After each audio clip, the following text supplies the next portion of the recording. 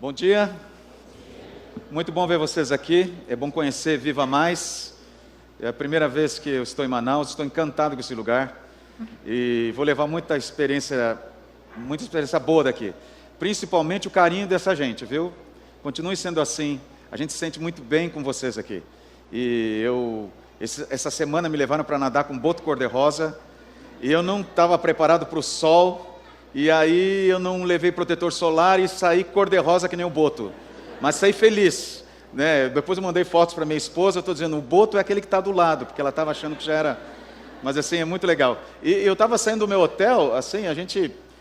eu adoro natureza, eu cresci num lugar, na minha casa tinha muita árvore, então eu gosto de estar perto. E eu estava saindo assim, o portão disse, olha lá uma sucuri, do lado do hotel, do Comfort, estava sendo uma sucuri. E eu não sabia que ela estava hospedada ali também, depois a gente... Mas, gente, é muito legal. Eu não conhecia Manaus, estou muito feliz de estar aqui conhecendo com vocês. Como o pastor disse, eu trabalho na área de relacionamento, eu lido com relacionamento já há 30 anos. E uma coisa que eu percebo é que quando a gente fala sobre relacionamento, na mesma hora, quem está ouvindo já pensa, isso é automático. Quem que vocês acham que pensa? Quando vai falar, eu vou falar sobre relacionamento, o que a gente pensa? No outro. A gente pensa assim, que bom que ele está aqui, pastor, para ouvir, viu? Ele precisa ouvir, porque esse camarada você não sabe como dá trabalho. Não, queridos, eu tenho uma programação na TV Novo Tempo, na Rádio Novo Tempo, eu termino dizendo assim, a felicidade do meu relacionamento começa comigo. Porque quando a gente não entende isso, a gente não é feliz. E quando a gente se sente bem conosco, nós estamos bem. Então, nós vamos falar sobre nós hoje, não sobre o outro. E para a glória de Deus e para a nossa alegria aqui, que Deus seja louvado por todos nós aqui. Eu separei um tema limpando a casa que tem uma relação direta com a minha experiência, eu quero dividi-lo com vocês, para que a gente possa entender. Aqui, por coincidência, sou eu, essa é minha esposa, Silmara. Nós estamos casados há 28 anos, agora vamos fazer em julho. Nós temos 2 filhos, esse é o mais velho, o Marcos, tem 27 anos, terminou engenharia civil, trabalha em São Paulo. E o mais novo é o Rafael, tem 25 anos, está estudando na Unicamp, ciência da computação, o negócio dele é número, os dois, aliás, a área deles é número, né? E nós somos muito felizes, esses meninos têm me ajudado muito. Deixa eu voltar aqui, nós estamos sozinhos em casa, então a gente trouxe o Tobias para morar com a gente.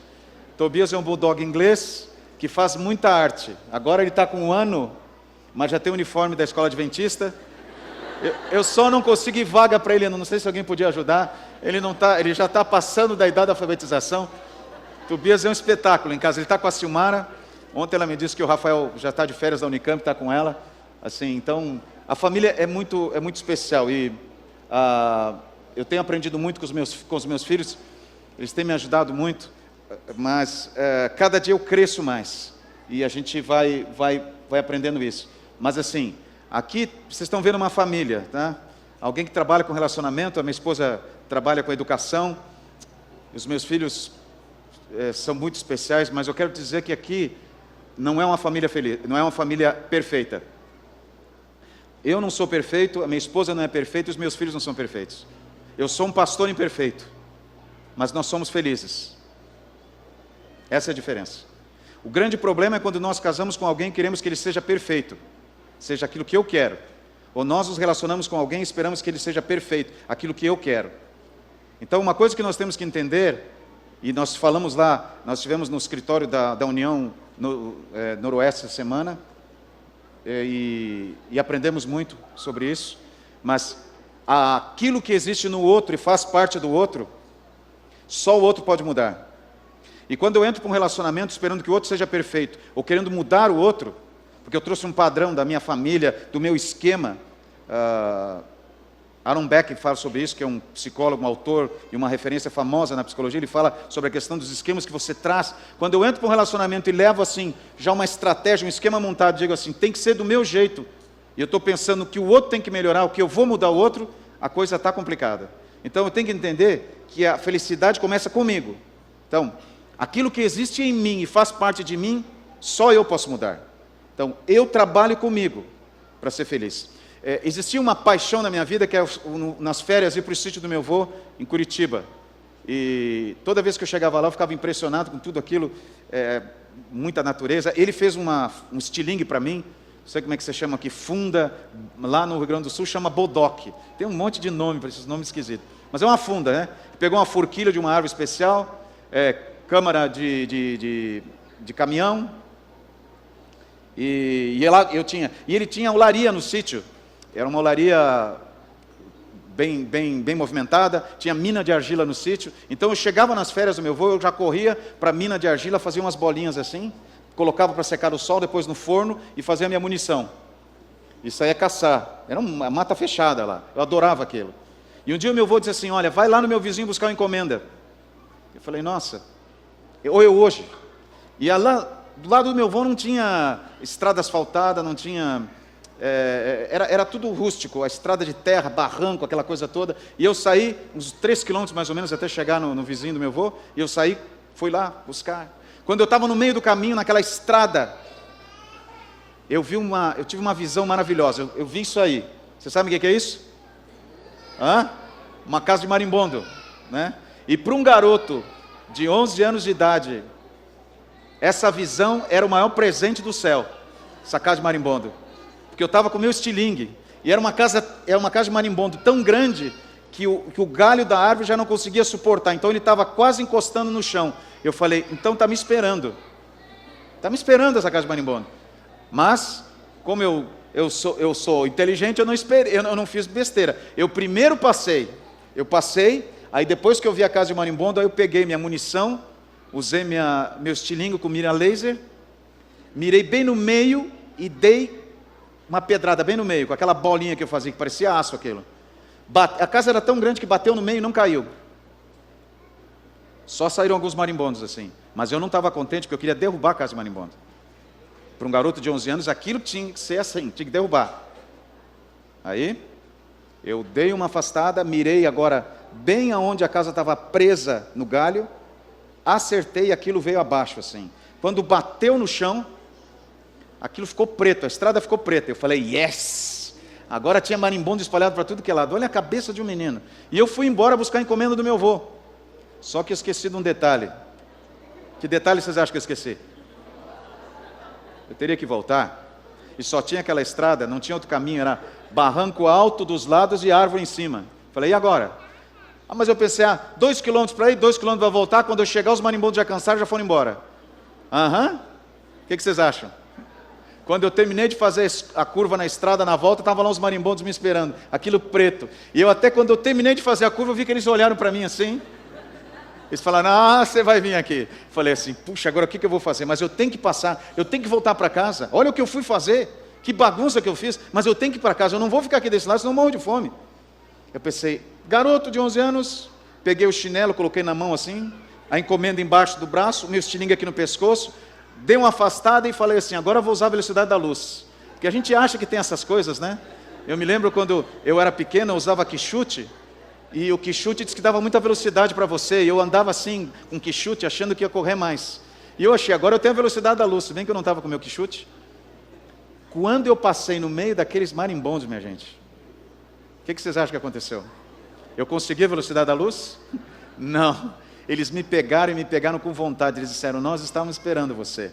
Você derrubou nossa casa, agora você está lascado. E lá na minha terra tem esse marimbondo aí, chamado marimbondo cavalo. Quando ele pica, chega a dar até ânsia de vômito na gente. Não sei se alguém já levou uma ferroada assim. É bravo, viu, doutor Guilherme? O negócio aqui não é brincadeira, não. Minha gente, voltar para casa nem sempre é fácil. Voltar nem sempre é fácil. Principalmente quando você deixa um estrago pelo caminho. Principalmente quando você deixa problemas pelo caminho. E pior, quando você é responsável pelo que ficou pelo caminho. Às vezes a gente pensa: eu preciso acertar o meu casamento, preciso acertar o meu relacionamento com meu pai, com meu filho, e você não consegue, parece que está travado, parece que você não consegue conversar, você acha: eu vou me isolar, é melhor. Cada um para si. Não existe isso. Relacionamento precisa cumplicidade, precisa esforço. Mas quando você olha e vê o que você fez, o que você disse, o que você deixou de fazer, o que você magoou, você diz, eu não vou conseguir voltar. Não dá para passar. Mas eu quero te dizer nesta manhã, em nome de Jesus, que é possível. A palavra de Deus nos fala em Efésios capítulo 4, verso 26.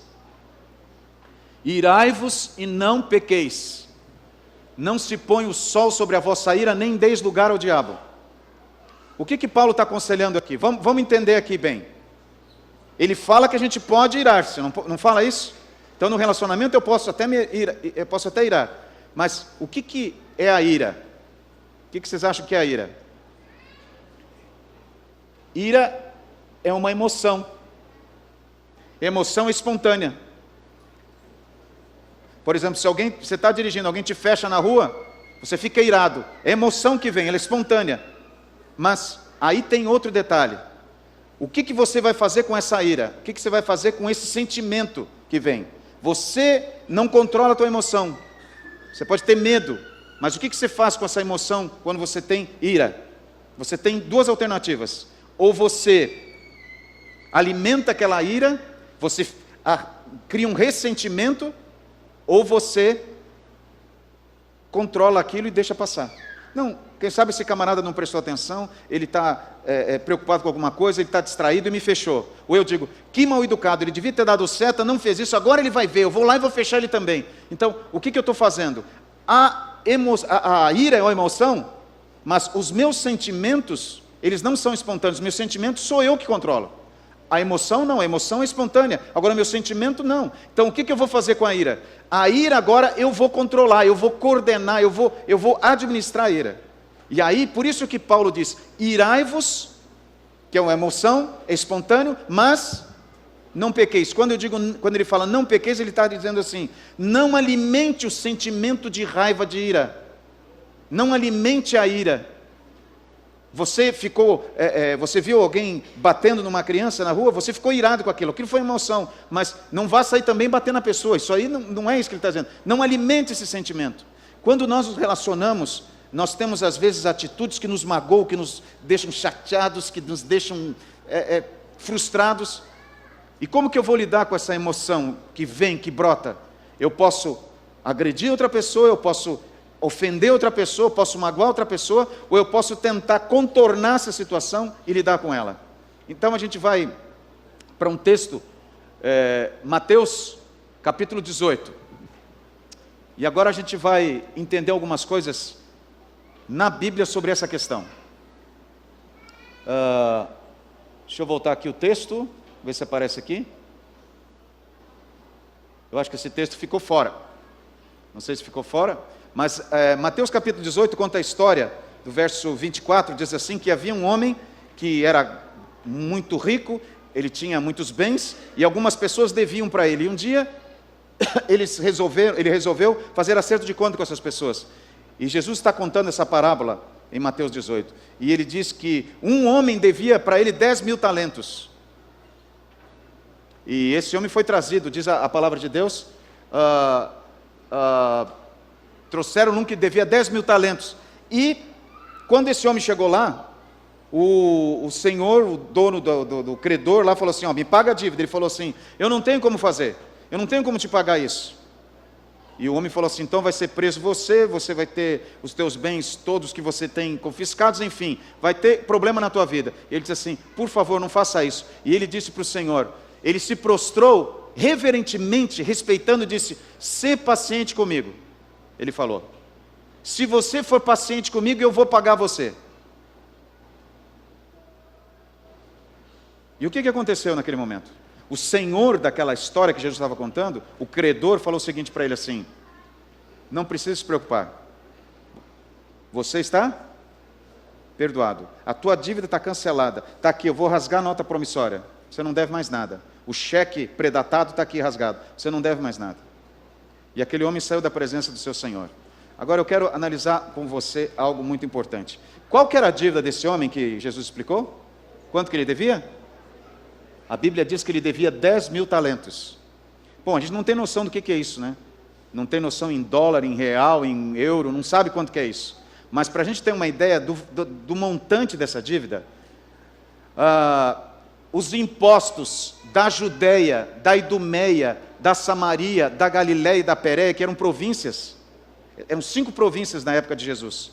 Os impostos dessas 5 províncias durante um ano, se você juntasse, você conseguiria, sabe quanto? 800 talentos. 800 talentos. Quanto era a dívida do homem?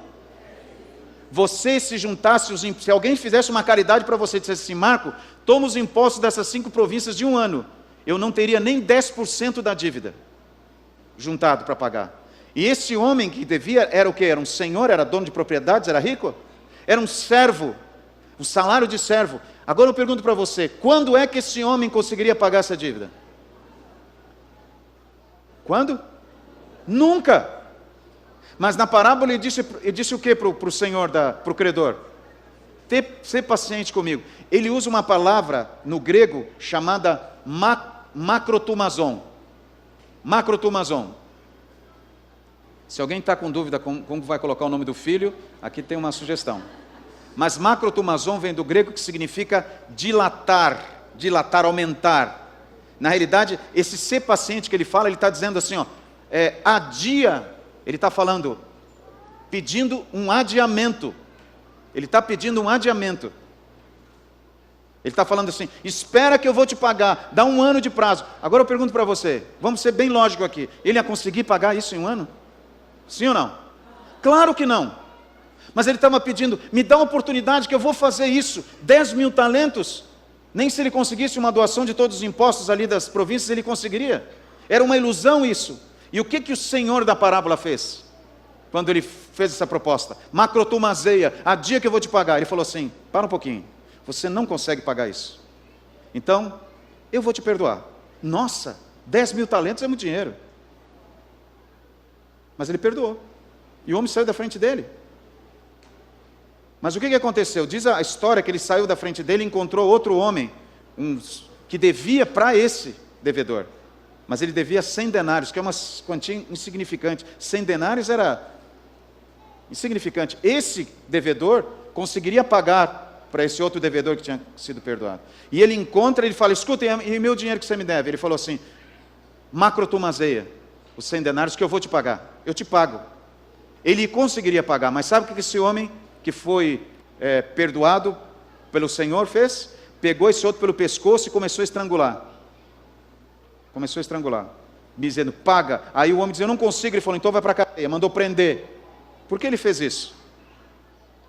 Por que você acha que ele pegou o outro pelo pescoço, depois que ele havia acabado de receber a liberdade da dívida?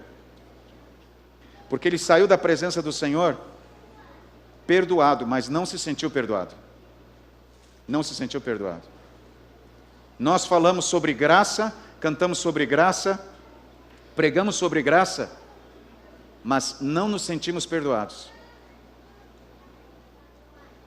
E qual que é o problema? Guarde isso aí. Olha o que diz esse texto. Satanás carrega a sua alma com um sentimento de culpa que o faz se sentir sem esperança. Satanás, esse anjo rebelde que se revoltou contra Deus e está controlando esse mundo hoje, ele sobrecarrega você com um sentimento de culpa. E o que mais que ele faz? Espera, deste modo, destruir-lhes a fé, para que se rendam completamente à tentação e se desviem de sua fidelidade a Deus. Ele espera que você desista, porque você se sente culpado. Aí o que você vai fazer? Guarde essa pergunta aí. Quando eu estava para cá, eu vi uma das cenas que vocês já viram muitas vezes também. Lembram dessa cena? Quando o avião geralmente está taxiando, vem lá o comissário, a comissária e fala assim, olha, máscaras cairão se o avião despressurizar, né? O que fala mais? O que você fala? Ajeite a máscara, né? Coloque e respire normalmente. E tem uma frase que diz depois. Depois, faça o quê? Ajude os outros. Eu ficava pensando, puxa, mas esse é egoísta. Se tem alguém passando mal aqui, o avião está despressurizando, alguém está passando mal, eu estou dizendo assim, espera que eu estou ajeitando minha máscara aqui, já vou aí, tá? A pessoa já está roxinha, e eu estou ali. Tá bom, ficou boa a máscara? É isso egoísmo? O que vocês acham? Eu não posso ajudar o outro se eu não estou bem. Você entende? Então, se eu não me sinto perdoado, se eu não estou bem, Se eu não estou respirando bem, como é que eu vou ajudar o outro? Se eu não estou me sentindo perdoado, se eu me sinto culpado, se eu trago um esquema para a minha vida, que é um esquema negativo, se alguém me disse que eu sou assim, que eu não consigo, alguém não me amou, alguém não me abraçou, não me beijou, eu não vou conseguir perdoar. Se eu não perdoo, se eu não me sinto perdoado, eu vou pegar o outro pelo pescoço. Por isso que aquele homem da parábola da história de Jesus, e Jesus está falando no capítulo 18 sobre relacionamento. Ele está falando sobre relacionamento. Aliás, todo o capítulo é sobre relacionamento. E ele para falar quantas vezes tem que perdoar, quantas vezes tem que tolerar, e começa a contar essa história. Por quê? Porque Jesus sabe que quem não está bem não consegue perdoar. Quem não se sente perdoado não perdoa. Quem não aceita a graça não perdoa. Quem se sente culpado não perdoa. Olha esse texto. Tal tem sido a obra de Satanás desde os dias de Adão até hoje. E com a mesma tem ele prosseguido com grande êxito. Qual que é o trabalho, qual que é a obra, qual que é a determinação de Satanás com a gente? O que Satanás faz? Esse anjo rebelde, que tem poder muito maior que o nosso. O que ele faz? Duas coisas só. Ele tenta os homens a desconfiarem do amor de Deus e a duvidarem de sua sabedoria. Só isso que ele tem que fazer com você. Você está sentado aqui, ele está trabalhando para que você não acredite no amor de Deus. Pastor, mas será que é assim? Ele vai querer que o pastor Carlos faça alguma coisa para magoar você, que alguém te ofenda aqui dentro, que você peça alguma coisa e não tenha resposta, e você diga, que Deus é esse? Olha o que aconteceu, Deus não me ama. Só isso. Se você duvidar do amor de Deus, você pode acreditar no que falaram em tudo aqui. Você pode cantar os hinos de cor. Você pode cantar com a Roberta, assim, em todo o repertório dela. Você não vai conseguir ser feliz. Por quê? Porque você não acredita no amor de Deus. E se você não acredita no amor de Deus, você vai acreditar no amor de quem? Seu próprio. E se você não acredita no amor de Deus, você vai duvidar do quê? Do que você duvida? Da sabedoria dele. E se você não acredita na sabedoria de Deus, você vai recorrer aqui, que sabedoria? A sua, dos outros. E aí Satanás tem você onde ele quer.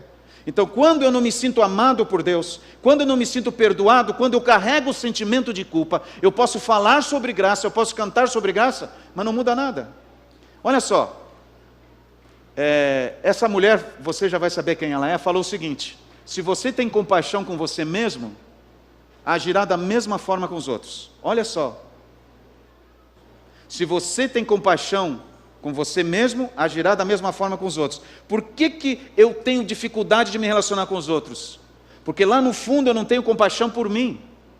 Eu não me sinto perdoado. Essa mulher é a Ingrid Betancourt, que foi candidata a presidente do seu país e foi sequestrada pelas Farc, ficou anos no meio da selva com esses homens, sofreu todo tipo de humilhação. E olha o que ela termina dizendo: muitas vezes as pessoas exigentes consigo mesmas são intransigentes com os demais. Por que eu não consigo viver com os outros? Porque muitas vezes eu sou intransigente, eu sou exigente comigo mesmo, não me perdoo, não me aceito, me cobro. Nada contra ter princípios, mas é exagerado, é incoerente. Aí se eu sou exigente comigo mesmo, eu sou intransigente com os outros. E aí o que eu vou carregar? Consequência, os maus pensamentos destroem a alma, o poder de Deus para converter muda o coração, enobrece e purifica o pensamento. Então, se eu tenho um pensamento negativo a meu respeito, eu não me sinto perdoado, eu não me sinto amado por Deus, eu não me sinto com direito de receber o amor de Deus, e eu vivo essa angústia, eu não sou feliz. Porque é um pensamento que eu coloco na minha cabeça, eu começo a administrar isso, eu começo a conviver com isso, e aí eu não me sinto amado, eu penso assim, os outros não me amam também, então eu não vou amá-los também. Aí fica uma angústia, uma amargura, vai derramando um veneno na minha vida, os meus neurotransmissores vão trabalhando contra mim, e eu começo a ficar doente, começo a sofrer, e não quero saber de pessoas. Quando acontece isso, diz a parábola, que você é colocado para os algozes, para os verdugos, para os carcereiros. Quem não se perdoa, quem não se sente culpado, quem não vive a graça, é entregue para 4 carcereiros. Esses aqui: sentimento de culpa, ressentimento, esforço e aflição. Quem não se sente perdoado vive com sentimento de culpa, lógico. Ele vive com ressentimento, quer dizer, sentir sempre a mesma coisa várias vezes, ressentimento. Sentimento de culpa, esforço para fazer o que é certo e aflição porque não consegue fazer. Aí o que acontece com ele? Ele vai ter conflitos com ele mesmo e com os outros, estresse e problemas psicológicos. E como é que a gente faz? Nós temos que entender o seguinte, que o grande problema é o fato de não compreendermos, nem recebermos, nem vivermos na graça e perdão incondicionais de Deus. Esse é um grande problema. Quando eu me casei, a Silmara é a única filha. Ela tem 3 irmãos, mas ela é a única filha. Quando eu me casei com a Silmara, eu não tinha carro, eu estava pagando uma prestação de uma loja lá de São Paulo, chamada, na época, que tinha Mapping, né? Eu comprei fogão, comprei geladeira e devia até... quando tivesse caindo as pragas ainda, eu estava com o carnê do Mapping na mão, ainda pagando as contas, porque era muito grande a conta. Aí meu sogro viu minha situação e falou assim, eu vou te dar um carro. Aí ele me deu um Fusca. Esse é o meu Fusca 69. Tem uma cor que até hoje eu não sei qual que é. Não sei se é bege ou cinza, não sei qual que é. Mas ele do lado do passageiro era meio furado, então quando chovia, a Silmara tinha que levantar o pé, porque vinha água assim. E eu só andava dentro da Lapa. Eu era pastor na Lapa, lá um bairro de São Paulo. Mas uma vez me chamaram para pregar fora, e eu tinha que pegar Castelo Branco, que é uma rodovia lá extremamente movimentada, vocês conhecem aí. E eu falei, vou ter que dirigir na Castelo Branco, aqueles caminhões, eu não saio dos 60, 70 km por hora. Aí eu cheguei na Castelo Branco, falei, Silmara, nós temos que ir para a igreja, eu vou ter que pegar Castelo Branco. Saí da lá para pegar Castelo Branco, aí com o meu Fusquinha 69 assim na direita, mas vinha aqueles caminhões, aqueles ônibus, aqueles carros, eu tive que acelerar, eu estava já 70, cheguei a 80, e o Fusca começou a tremer. Falei, segura a porta aí, Silmara. E aquilo batia assim, e a gente falou, e aquilo, e não adiantou 80, eu tive que acelerar e foi a 100. Aí liguei o turbo do Fusca e o ponteiro chegava a fazer assim, aquilo tremia, todo o Fusca tremia, vai desmontar esse Fusca aqui. Aí nós conseguimos chegar na cidade, na igreja que eu ia pregar, só que a gente ficou uns 15 minutos assim, tremendo, porque o Fusquinha, mas esse Fusquinha me ajudou, era impressionante como ele me ajudava, para cima e para baixo. Só que depois de um ano, eu mostrei para vocês aí, meu filho mais velho, nasceu o Marquinhos. Marquinhos nasceu, meu sogro chegou assim, vem cá filho, preciso conversar com você. Falei, fala sogrão do meu coração, meu sogro preferido. Ele falou, você está agora com um bebê, você não pode andar com Fusca aí. Tá, me deu uma Brasília laranja, roda gaúcha, banco recaro. Eu fiquei tão animado, eu fui no Paraguai, comprei um toca-fita Rodstar, frente e verso, a gente colocava a fita, fazia aquele barulho no final, tiflec, aí passava para... Era um negócio. Brasília, agora não tinha Fusca, eu tinha Brasília. Andava, fiz até uma viagem para o sul com a Brasília. Depois de 2 anos, o que aconteceu? Nasceu meu segundo filho, Rafael. Aí meu sogro, Marco, vem cá. Eu falei, estou aqui, já estava esperando aqui, sogrão. Só para te dar um abraço. Vim aqui te dar um abraço. Te amo, sogro. Falei, é o seguinte, você agora está com 2 bebês, 2 crianças. É carrinho, é berço, é banheira. Então, me dá essa Brasília para cá. Aí ele me deu de presente uma Belina LDO, 5 marchas, verde metálico, um negócio. A Brasília e o Fusca só tinham 4 marchas. Eu agora tinha uma Belina LDO, falei, agora sim. Mas eu parei com os 2 filhos, viu? Senão eu estava com uma BMW hoje. Sogrão do coração. Mas agora imagina o dia que meu sogro me deu aquele Fusca, e eu dissesse assim, eu não consigo pagar o Fusca não, sogrão, mas eu vou deixar aqui atrás da porta. E eu vou, quando eu puder te pagar, eu vou usar esse Fusca. Mas eu estava pagando as prestações dos móveis no Mapping. Quando que eu ia conseguir fazer isso? A minha dívida era muito grande. E eu ia ficar andando com a filha dele de ônibus. E ele ia dizer para mim, meu amigo, minha filha está sofrendo aí com Fusca, bala aí na garagem. E aí quando ele me desse a Brasília, o que eu ia fazer? Não faça isso. Ele falou, por quê? Eu falei, não, porque eu não consigo te pagar. Quando ele me desse a Belina, eu ia querer pular lá do 12º andar que eu moro. Queridos, nós fazemos assim com Deus. Deus fala assim, filho, a tua dívida está perdoada. Vai e viva. Seja feliz. Ame os outros, você é amado, eu te amo. Mas o que eu falo? Não. Aí eu tenho que entender o seguinte. Jesus diz para mim, lancem sobre Ele toda a sua ansiedade, porque Ele tem cuidado de vocês. Jesus quer que você faça hoje. Você tem sentimento de culpa? Você tem alguma coisa para resolver de relacionamentos na tua vida? Você está aqui lutando contra inquietudes, contra marcas, contra a sua história? Se sente apertado, com medo, isolado? É um desafio conviver com as pessoas? Você pensa que vai conseguir transformar as pessoas e não tem conseguido isso? Em nome de Jesus eu quero te dizer, aceite a graça, aceite o perdão, leve para casa a certeza de que Deus não condena você, não cobra de você, não pune você. Deus está aqui para te dar graça.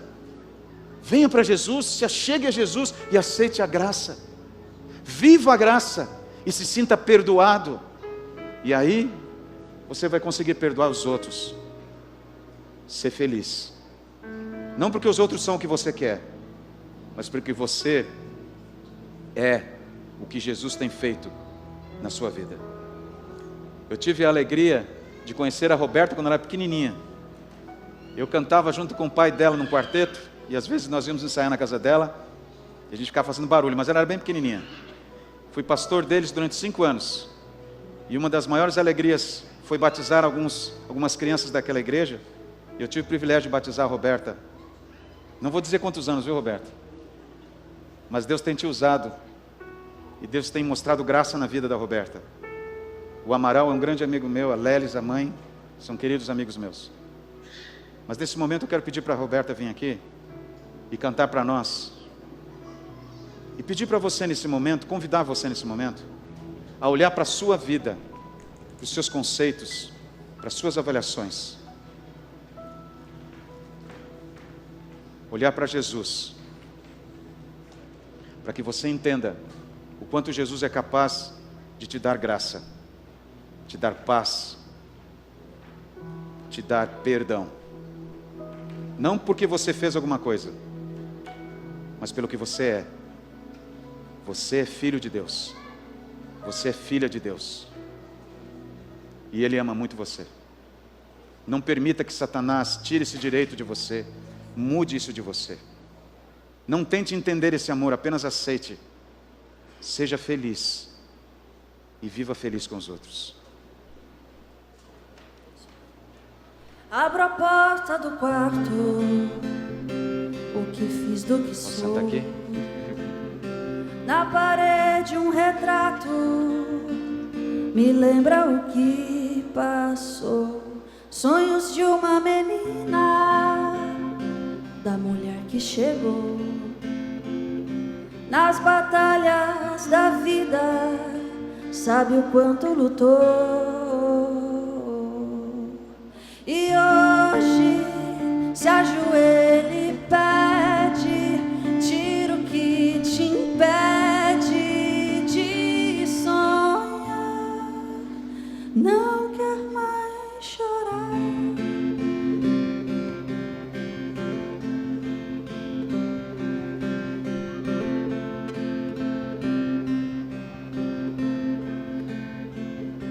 Abro a porta do quarto, mas um dia chegou.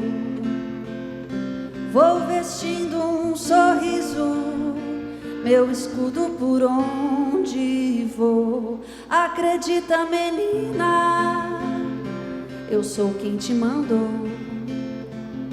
Nas batalhas da vida, ao seu lado estou. E hoje escuto a tua prece, tiro o que te impede de sonhar. Você não vai mais chorar, você não vai mais sofrer. A noite vai acabar, farei amanhecer. E mesmo se fraquejar, eu vou te fortalecer. Do quarto pra qualquer lado, eu sempre estarei com você.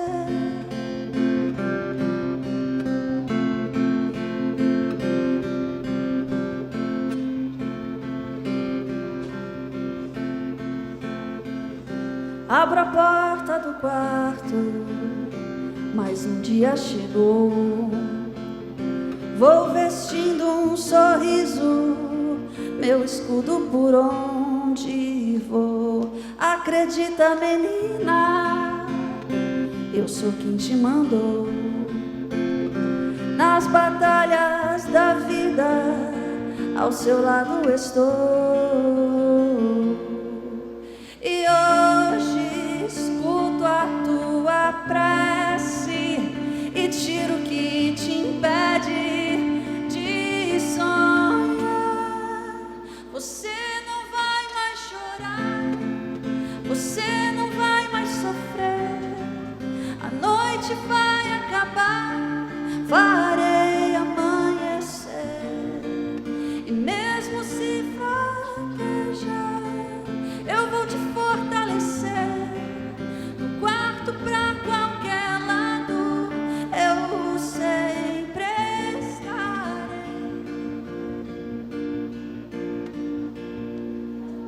você.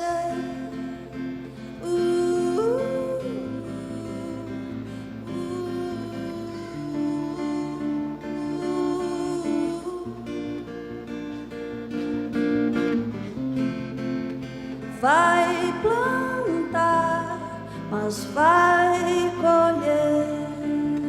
Vai cortar, mas vai curar. Vai doer, mas vai crescer.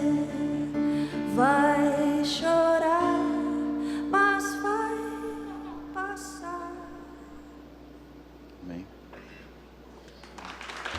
Consegui levar. Acho que agora posso fazer oração. Eu posso orar com você? Pode ser? Você pode ficar em pé, por favor? Muito obrigado por me receberem aqui, nessa cidade querida, nesse espaço tão gostoso, tão especial. Feche seus olhos, por favor. Nós vamos para casa agora, Senhor.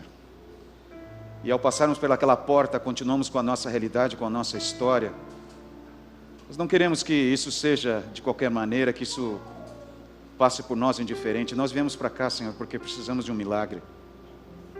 E Tu podes realizar esse milagre em nossa vida com a Tua graça. Agora, nesse momento, abraça esse Teu filho que está aqui, que conhece a sua história, que sabe, só ele sabe a sua história. Toca na mão dessa Tua filha, enxuga as lágrimas, e que ela possa ouvir de Ti: eu te amo muito e te perdoo. Você não me deve nada. Viva feliz e ame os outros. Nos dê essa paz que nós precisamos. Nos abençoe a desfrutarmos da Tua graça. E que cada um possa voltar para a sua casa nos Teus braços. Em nome de Jesus. Amém. Que Deus abençoe você.